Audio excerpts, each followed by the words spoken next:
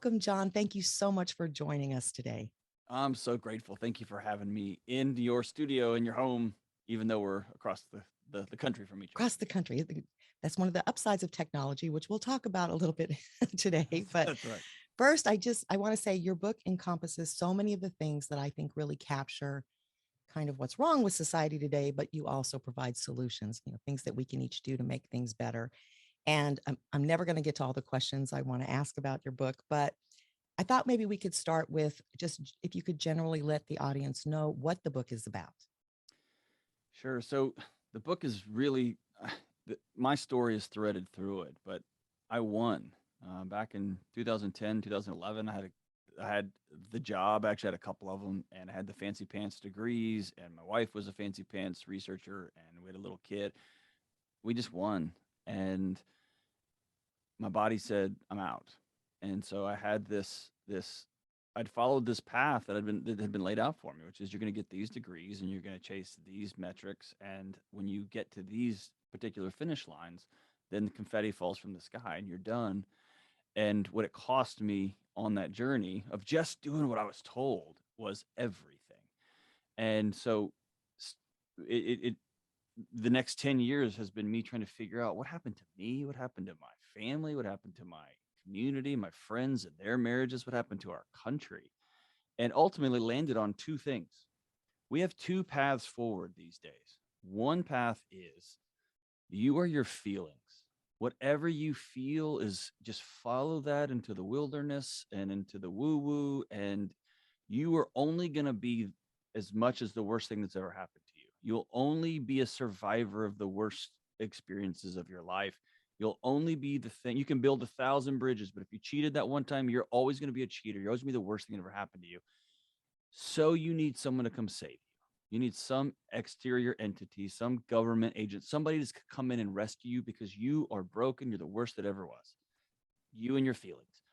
The other narrative we've been given, the other path is forget your feelings. In fact, if you have feelings, it's a character issue. You're weak. You're a coward. Grind it, kill it, crush it, drag it, all those, the whatever words, and go get it done.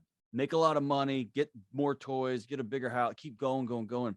And I'm calling nonsense on both paths. And my book is really a letter to me. It's a letter to my kids. It's a new third way, which is you have to acknowledge and be honest about what's happened to you, the things you've done, where you are, what your reality is. And you wake up and say, I was abused. You wake up and say, people did treat me differently because of the color of my skin. People did do X, they did do Y. I did X and Y. And the magic question is, so what do I do now? And the back half of the book is, what do you do next? And I'm all about optimism and healing and moving this thing forward. Yeah, I loved it. And as I mentioned before we just started, I could relate to so many of the things, including when I hit that point in corporate America and thought, I'm not happy. Like all the toys, none of that is helping. Right. and but what really resonated was my friends thought I was insane. And you mentioned Mm. something in the book about your friend's reaction to you deciding that this is not the way to go. And I do think it takes a little bit of courage to stand up and say, these paths that everyone else are setting for us are not making me happy. I mean, I think that that's really important, but I do think it takes some courage. Um, Now, I find that most of my clients have no idea that they're telling themselves stories or what the impact of those stories are. And you also include in the book sort of what I would call our collective stories. It's Mm-hmm. the stories that we're sort of told as a society or as a group, and we end up believing them. And so that's one of my next questions is, can you talk about the stories that we've been believing around technology and innovation? Yeah. So it, it can be called the zeitgeist. It's these stories we're born into, and they happen at the macro level and at the micro level. Like you and I may have been born into different homes that said, here's what we think about God in our home, and here's what's true, and here's how we do holidays. And we're not that kind of family. We're not a Lexus family. We're a Corolla family. We would never spend money on that kind of stuff. And those stories just they're the air you breathe. That's just who you are. Or we don't wear clothes like that. We wear clothes from Goodwill because that's we're not spend money on that. And then you might have been in a vice versa house, right? Where who would ever wear that, right? And who would ever drive that? So there's the micro. That's just our internal homes. That's what our churches, our coaches, right? Macro becomes these meta stories, which is right now that everything is falling apart and that we're all going to be dead in the next 20 or 30 years, right? But to answer your direct question, technology and innovation is going to save us. The way we've lived for thousands of years, the way people have grown and lived in community and worked and died and reproduced, all of that is going to be a thing of the past. We're going to solve for death. We're going to solve for 11G, I'm sure, in the next few years. We're going to have, why have regular reality when we can have augmented reality, right? Why buy a real home when you can buy fake digital property in the metaverse, right? It's this technology and innovation is going to save us. One of the ways I think that we're all dealing with it is it's going to improve communication. It's going to improve connectivity. And so now I've got 1,000 friends. I got 1,000 friends on the internet. And if I get a flat tire at my house, I look down, there's nobody that can come help me move my couch. There's nobody that can help me change a flat tire. And so I've traded intimacy and I've traded relationship and I've traded the messiness of knowing my neighbors for this pseudo innovative technological solution to that sort of discomfort by having 1,000 friends all over the place, right? And so this illusion that we're going to have to tech our way out of some of this, again, it's just one of these stories we've been born into. And I'll say this, I love air conditioning. I love that we're talking across the country in real time like this. I love that thousands and thousands of people will listen to this interview and we will never see their face, which 50 years ago, 100 years ago would never be the case. I love that. And it's not going to save us. It's not going to be the solution to end all, right? It's not going to make me whole. It's not going to fix my marriage. It's not going to fix my friendships. Absolutely. And it's changing so rapidly. Mm-hmm. I just don't know how many people are even consciously aware of kind of the path that's leading us to, which is, I agree with you. There are wonderful benefits to technology and innovation. But there's also this factor of increased loneliness, increased depression, and all kinds of problems that are coming out of it that it feels to me aren't being addressed very well. So I was really, and then we try to solve for, they're more anxious. Well, let's make an app for that. And let's come up with a digital solution for a neural feedback machine. Like, why don't you just turn the box off and go for a walk with a dog? You know what I mean? It's like we are trying to solve these problems that are creating more problems that we're not trying to solve more problems. And we're just on a treadmill. You're right. All this comes back to that one of my favorite lines from any movie ever, the very first Jurassic Park, when the scientist, not the scientist, but he was kind of the rogue scientist, looks at the dinosaurs and said, "We got so excited about if we could, we never stopped to ask ourselves if we should." And that's where we are. We keep coming up with cooler and cooler things, and it's taken our souls from us. Yeah. Jeff Goldblum, I think, right? There it is, Jeff Chaos Goldblum. scientist. Yeah. There you go. No, I totally agree. And I don't think we stop to think if we should do some of the things we're doing. We just keep doing. What about the impact of the stories that we're told when we're young? What do you think the impact of some of those are? Can you describe that? Yeah, I think for many of us, most of us, that's the root of trauma. That is, here's what you are worth, here's what you're not worth. And those stories can be explicit when your mom says, "You're disgusting, you smell bad, get away from me." Oh my goodness, boys aren't going to think you're cute if you wear that shirt. Go change your shirt. Or "Suck it up, son, get up, we don't cry in this house." Those stories just become part of us. And or my favorite is, "That didn't hurt." And I'm 4 and I look at my dad and I think, okay, he's smart and big, so I think he must be right, but I did hurt. So now I'm going to internalize at the age of 4 that I can't trust my own body. I need to outsource that to other people. And there's never going to be a shortage of somebody telling you what your value is.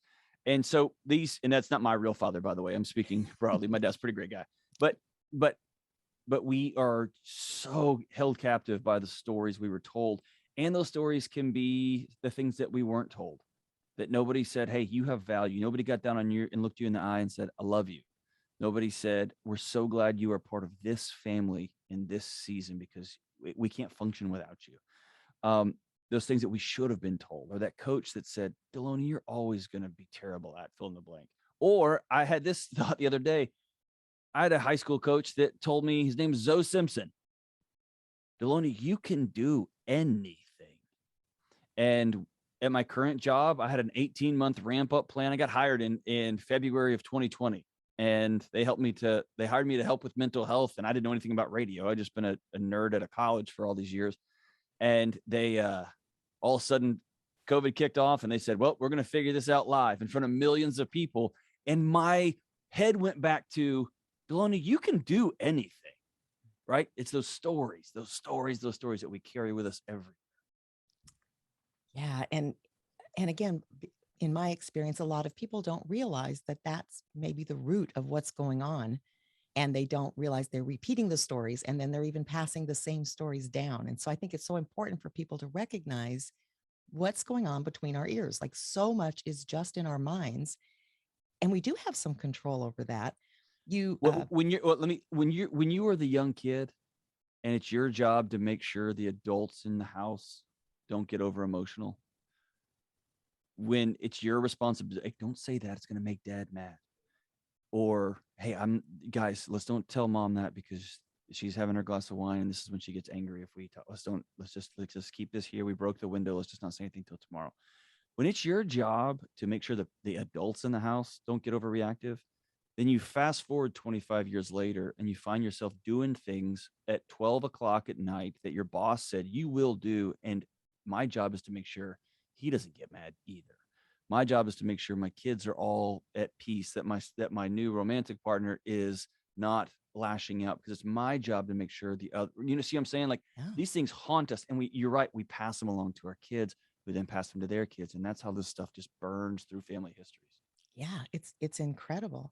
And kind of along those same lines, and a lot of the work we do here, both on the podcast, but also in the workshops that we do, is related to the awareness and also the power of thoughts. Yes. And you talk a lot in the book about how we can change those thoughts that are not serving us. And so I was wondering if you could share a little bit with our listeners how to go about that. Yeah. So I spent a chunk of my career working in the ugliest, messiest moments of people's lives. Hugging a mother whose child has passed away in the next room, or showing up on scene with police officers and SWAT officers. I've done that for behind closed doors for years. And just my dean of students role at various universities, sitting with folks whose kids had just taken their life, or sitting with somebody at a psychiatric unit. What we often do in those moments is our bodies, not often, are in all of those moments, our bodies take over for us. And there's some great built-in defenses, whether it's fight or flight or disassociation. There's all these great tools that our bodies have. And you wake up 2 months later or 3 months later, or you're just struggling with the news and the news and the news and the news, and suddenly you just feel the paint coming off your car. I mean, it's just peeling off of you while you're driving down the road. And we find ourselves ruminating over and over about a conversation we're having in our heads with somebody at work that we're never going to have in real life, but we're just having it over and over. We start thinking about, well, what about this? And then what if I don't have enough meat? So I'm going to get a bunch of meat, but then what if the light power goes out? So I should probably get solar panels. I don't have that money. So I'm going to go ahead and take out a loan for this. But then then what if the credit market collapses and now we're trading coffee and gold and bullet, right? Your brain's job is not to solve those problems. Your brain's job is to make sure you're safe. And it will always find a scenario that you've got to stumble through. And it was the great David Kessler, who's the grief guru, who at one of his clinics was talking with a group of parents who had lost their kid. The worst thing that can happen to somebody is you lose your child. And what often happens when someone loses their child is they are stuck in the moment of pain. They are stuck in that moment that their child decided to take their life, or in the car wreck, or in the casket. And those thoughts lightning bolt into our minds. So what David Kessler had his audience do is this. It's beautiful and brilliant. He said, I want everyone to close your eyes, and I want you to imagine a purple elephant. And so they all go through the exercise, and they all do. And then he catches them real quick and says, everybody open your eyes. You just proved to yourself that you can control your thoughts. And they all went, oh no, right? So we have to understand that rumination and worry feels like positive, helpful thinking. It's an utter, absolute waste of our time, full stop. it solves nothing. And in fact, it spins our bodies up and it's slowly killing us. We have to understand that the fake conversations solve nothing. We're rehearsing tragedies that will never happen. We have to understand that the worst last pictures in our minds, our brain has a vested interest in those pictures because it wants to protect us from that ever happening to us. It's not helpful for healing. And so what I've learned to do, and I've practiced year, and it's part of just a mindfulness training that's been part of my life for the last decade, is being highly intentional about my thoughts, what goes into my head, how often I watch the news, which by the way is basically never, ever, ever. Who I talk to, who I interact with, what I watch, what I listen to. It's a highly curated sensory library, if you will. I'm just real protective of what goes in my mind. And I can't stop the lightning bolts. I've seen things, I've experienced things, I've seen things that people shouldn't see. And those lightning bolts pop into my head. And at that moment, that's when I've got a choice. Am I going to meditate on this? Am I going to think about this? Am I going to let my body run off into the woods with this?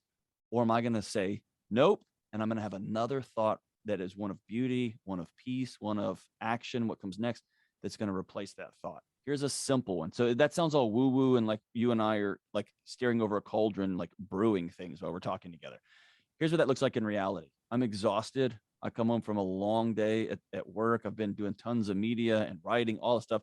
And I walk into the house and my wife's shoes are right by the door. And I trip over them. And my first thought in my head is, what have you done today? Right? Like what have you, not to mention I've got two maniacal children. We've got a crazy house. She's got her own, she's a writer. She's got her own stuff. She's 10x busier than I'll ever be. My first thought is, what are you doing? Like, what is this? That's the moment that I can decide to go down the rabbit trail and be like, you know what? She doesn't even appreciate me. Does she have any idea? I can do that, or I can stop. And sometimes my wife will roll her eyes. I'll just yell as I'm walking through the living room. Nope. I will stop myself from these thoughts, but I can say, nope, I can bend down and pick those shoes up, and I can choose to think, man, she's had a busy day. I'm going to take dinner and I'm going to get the dishes too tonight. I get to choose each one of those. When that guy cuts me off on the highway, I can choose. Is that guy trying to kill me? Or is that guy trying to get to the hospital to see his wife before she passes? I get to choose that story. And it's part of reclaiming my thoughts over and over. If I miss a workout, am I really the worst dad? Am I really a lame loser? I get to meditate on that. Or thank goodness I got to get another 2 hours of sleep this morning. I'm going to get it this afternoon, or I'm going to take a break. My body's tired. I'm going to get it tomorrow. And I'm going to consciously practice. That's why I love meditating. It's just practicing controlling thoughts, just like a basketball player shoots. It's that same level of practice, but it's all about owning and taking captive our thoughts back. Yeah, it's so funny. It's automatic for me now because, and I think we should probably point out everyone has those thoughts. I mean, they do come up. It's not, you can't prevent a thought from popping into your head The necessarily. lightning bolts happen. That's right. Yeah. That's right. But for me, I question, why am I thinking that? Like, that's the first thing. And I do it automatically. And sometimes I do it out loud and people look at me.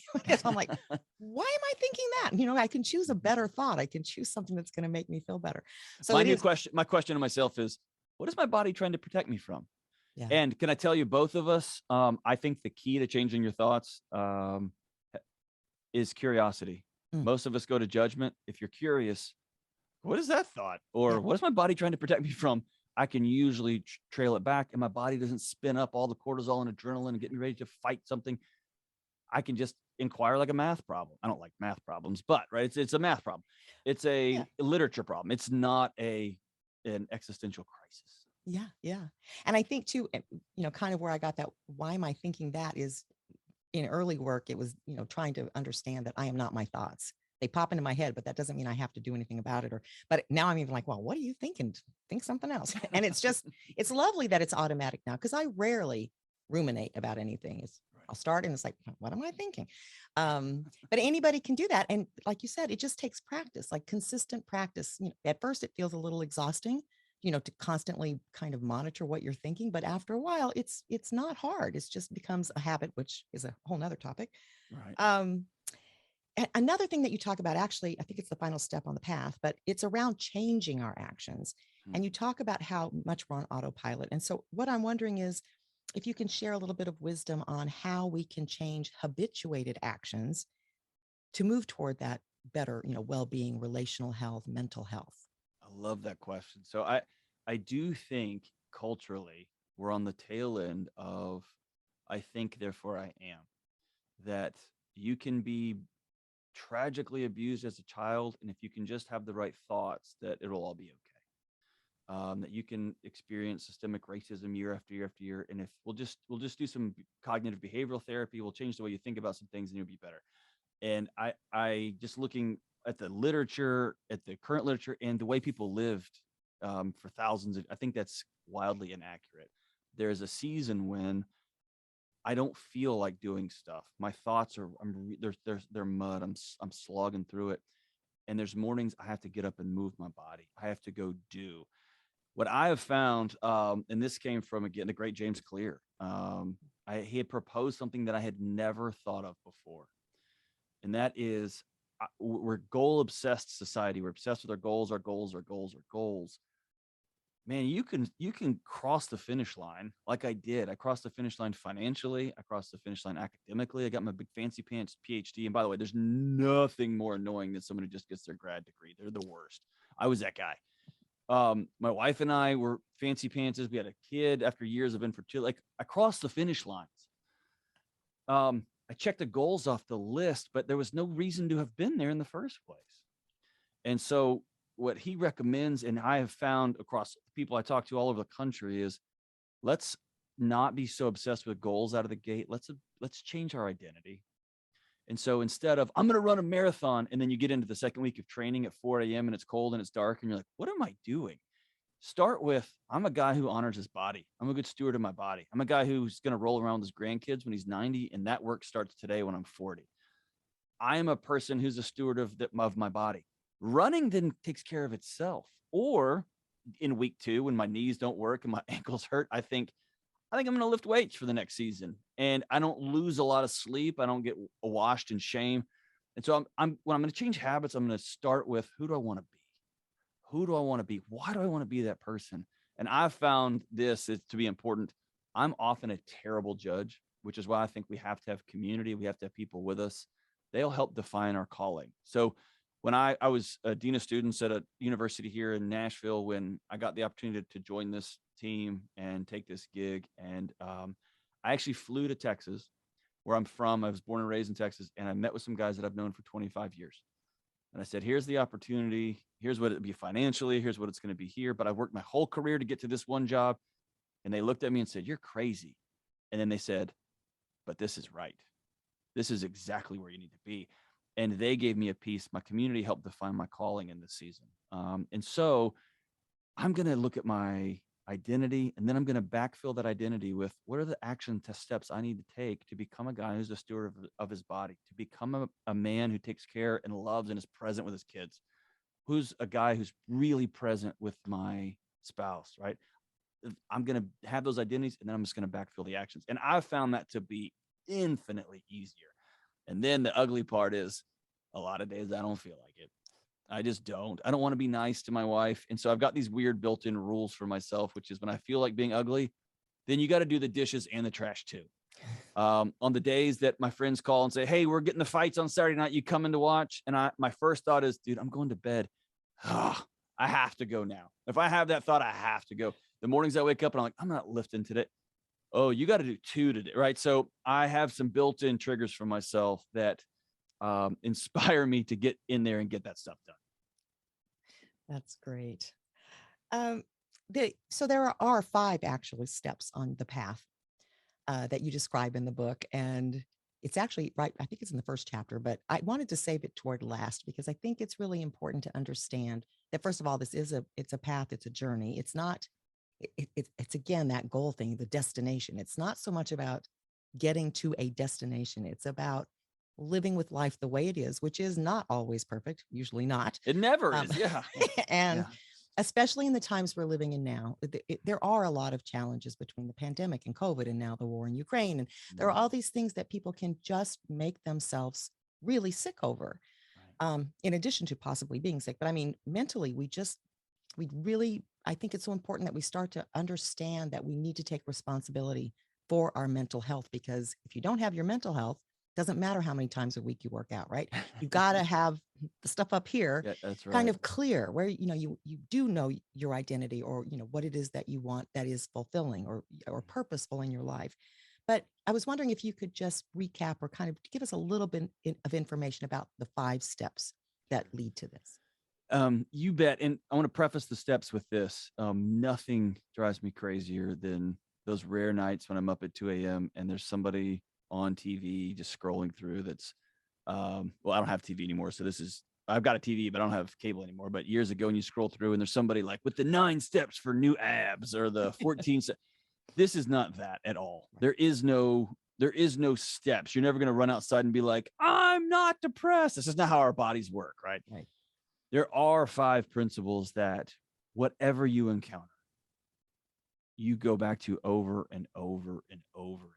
And this is a lifelong practice. It's breathing, it's brushing your teeth. It's just the way it's washing your underwear. This is the rest of your life. And it's not a guarantee that things are going to go right, but it's a guarantee that when things come, and they will, you've got both feet on the ground. You have a foundation underneath you. You've got people around you. So ultimately, you have to own your stories. And for most of us, that takes years to pull the threads on all those things. Some of them are big at first, some of them acknowledging trauma, acknowledging abuse, acknowledging where you messed up, where you hurt somebody. Sometimes the big rocks are easy. You got to own those stories. And ultimately, you have to then acknowledge reality. Here's where my life is right now. I wanted to lose this weight. I didn't never mean to be 100 pounds overweight. I'm looking in the mirror now. This is where I am. I never meant to hurt people. I didn't know those jokes hurt people like they did. I didn't mean to say those. I mean, I meant to say them, but I didn't mean to hurt, or I never occurred to me that underpaying my employees, it never occurred. You got to own your stories, and then you got to acknowledge reality. Here's where I am. Here's the state of my marriage. Here's the state of my mental well-being and my mental health. Here's the state of my career. Here's my relationship with my kids, my coworkers, my neighbors. I got to own reality. And then this is probably the most important. If you told me to pick one to double down on, there is no such thing as any sort of long-term behavior change, life change, family tree changing that somebody can do on their own. I'm a lifelong Texan. We helped perpetuate and invent this myth of the Lone Ranger. It's not real. You can't do this by yourself. And so before you run out into the wilderness to find yourself and to create your new life, you got to get other people around you. So the third stone in this path is you got to get connected to other people. They are your emergency fund for life. They're the ones who show up at 2 a.m. when your kids got to go to the hospital, but your other kid's asleep and you're a single mom. They're the person who comes over to your house with half a bottle of wine and a gross casserole when your mom calls and says she's got cancer, right? They're the ones that violate the mask rules there in Los Angeles and show up anyway to your birthday. I'm coming because I love you. You got to have those people. And then you have a lifetime adventure of step 4 is learning to control your thoughts, and step 5, changing your actions. And it's both and. Yeah. And it's not easy. I mean, I want to be really clear about that. I know it was hard for me to go through it myself, but it's interesting to me that we avoid looking at our reality as if by not looking, it changes it somehow. But we do it because we think then we're keeping ourselves safe somehow. And in fact, everything else we do to try to avoid it, whether it's drinking, smoking, overeating, like all the things we do to try to numb the feeling so we don't have to look at it, those things are actually the things that can kill us. And so, it's painful, but it's not, it's in our minds. Like if we just understand we're not in danger, it's just uncomfortable for a Well, and while. here's the beauty. I had somebody call into my show the other day, and they were a newlywed couple, only been married a year or two, and he was diagnosed with bladder cancer. And she calls, he had surgery, he's in remission, and now they're on the every 3 months have to go get blood work done for the next couple of years. And she called and said, how do I not be so anxious about all this? And I said, I'm going to tell you something that nobody's told you. And I'm going to be honest, I'm going to love you enough to tell you the truth. And she said, okay. And I said, your husband might die. And she wept.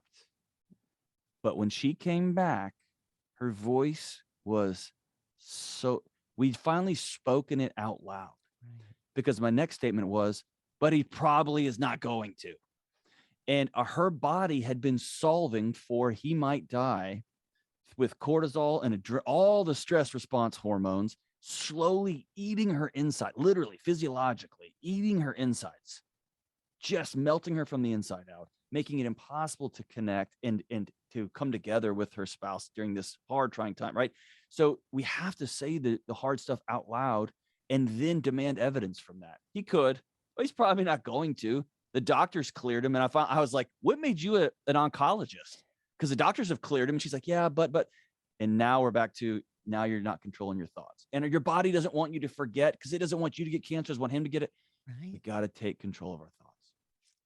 Yeah. So true. Speak it out loud, and then let's get on with living. Absolutely. Well, there are so many other fascinating things in the book, and I'm sorry we're running out of time, but I do so appreciate you. I want to say too, I appreciate you sharing your personal story in the book. And again, there were so many things I resonated with. But Thank you. I was laughing at first about the cracks, I have to say, where you were seeing cracks everywhere, because, I think we don't realize we're becoming obsessed with something that's trying to tell us something more important. We just follow the surface, signs. And so I will say the book starts out that way, and you have my attention at the very beginning. Well, thank Um, you. and there's a lot more information about trauma and all kinds of things that I just really think would be very beneficial to people. So thank you very much for sharing your information here with us today, but also for writing the book. You are a saint, and I'm so grateful for your hospitality. Thank you for putting peace into a loud, messy world. Thank you. Thank you.